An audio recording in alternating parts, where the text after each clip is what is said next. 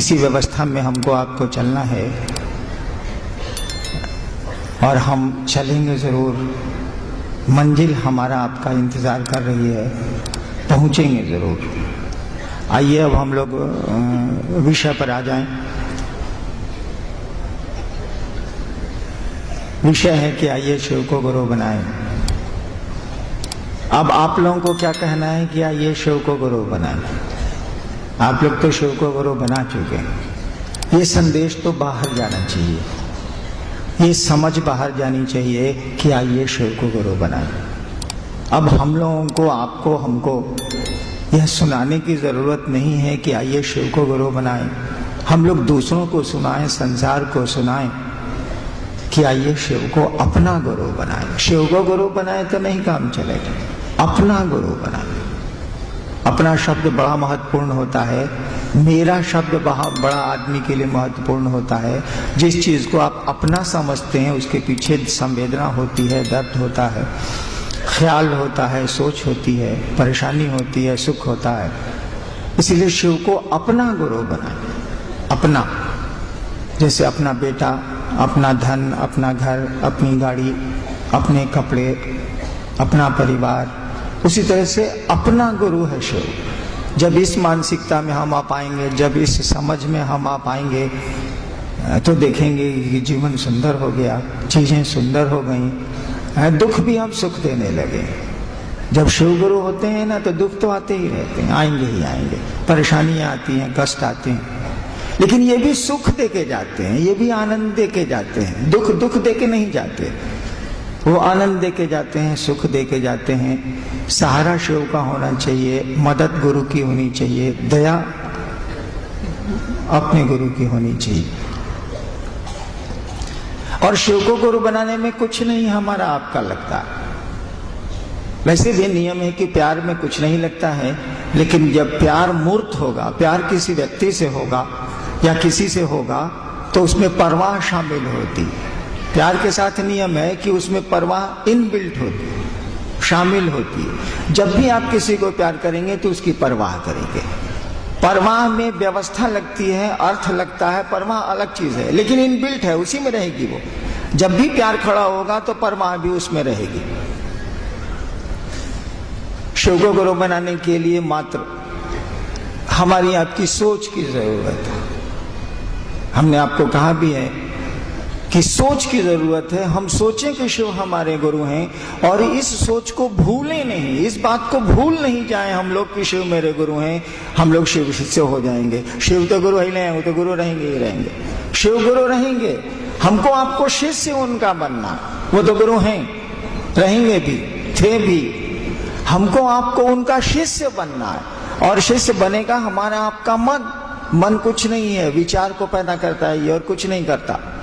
हमारा आपका मन कुछ नहीं है, ये विचार को पैदा करता है, थॉट्स को पैदा करता है। कहा जाता है कि मन जो है ना, विचारों को पैदा करने की एक अदृश्य मशीन है, ऐसी मशीन जो दिखती नहीं, ये विचार पैदा करता है। शिव गुरु हैं हमारे, यह भी एक विचार है। और इन्हीं सीढ़ियों से आप ऊपर चढ़ सकते हैं।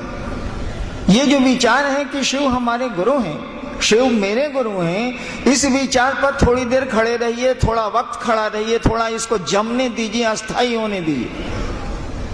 इसको दूसरे उदाहरण से समझिए। किसी से आपको दोस्ती करनी है, बगल में नया पड़ोसी आया, सोचा आपने कि नया नया आया है, चलो मिलते हैं, हम तो पहले से रहते हैं यहाँ, दोस्ती करते हैं, बगल का पड़ोसी है। ये विचार आपके मन में आया कि बगल के पड़ोसी से चलो दोस्ती करते हैं।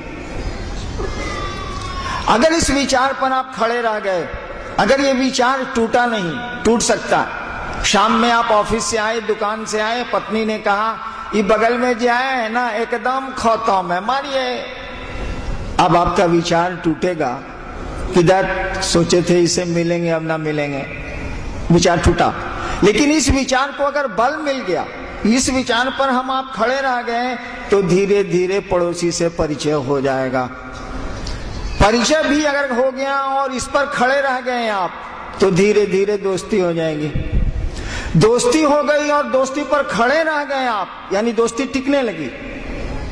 तो प्यार हो जाएगा। लोग कहेगा कि दोनों पड़ोसी में बड़ी दोस्ती है रे।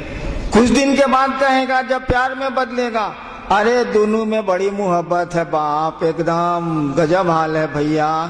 देखिए, सोचिए जरा, एक दिन विचार पैदा हुआ था कि उससे दोस्ती करेंगे, दोस्ती हुई, दोस्ती और गाढ़ी हुई तो प्रेम में बदल गई। विचार भाव में बदले, भाव प्रेम में बदला, और इसी प्रेम की गाथा पूरी दुनिया गाती है। आज के जितने संत आज तक हुए हैं इसी प्रेम पर बोले हैं। कबीर बोले हों कि 2.5 एकड़ प्रेम का, या फिर बोले हों कि भाव के कुंड नेह के जल में शीतल चुनरी ओढ़ के रे। भाव के कुंड नेह के, नेह मन प्रेम स्नेह, इसी प्रेम पर आध्यात्म की दुनिया खड़ी हुई। विश्वास और प्रेम, इसी 2 बिंदुओं पर आध्यात्म की दुनिया, पूरी दुनिया इसी 2 सूत्रों पर चलती रही है। हमने कहा कि विश्वास नहीं भी हो तब भी पूरी तरह काम चलेगा। प्रेम कहाँ से लाएंगे हम लोग? प्रेम तो हम लोगों को दुनिया से है। ये शिव से प्रेम हम लोग कहाँ से खरीद के ले आए? बाजार में तो बिकता नहीं है। तो कहां से ले आए हम लोग प्रेम? कहीं से तो हम लोगों को तो जगत से प्रेम है, शिव से या भगवती से प्रेम हम लोगों को कहां से होगा? जगत से प्रेम है, इसीलिए उनसे प्रेम करने जाते हैं, उनकी पूजा करने जाते हैं कि जगत मिल जाए। उनसे प्रेम नहीं है, जगत से प्रेम है, इसीलिए शिव के पास जाएं या देवियों के पास जाएं या देवताओं के पास जाएं, जगत के लिए जाते हैं। शिव से प्रेम हमारा आपका स्वाभाविक नहीं है। हमारा आपका प्रेम स्वाभाविक है जगत से।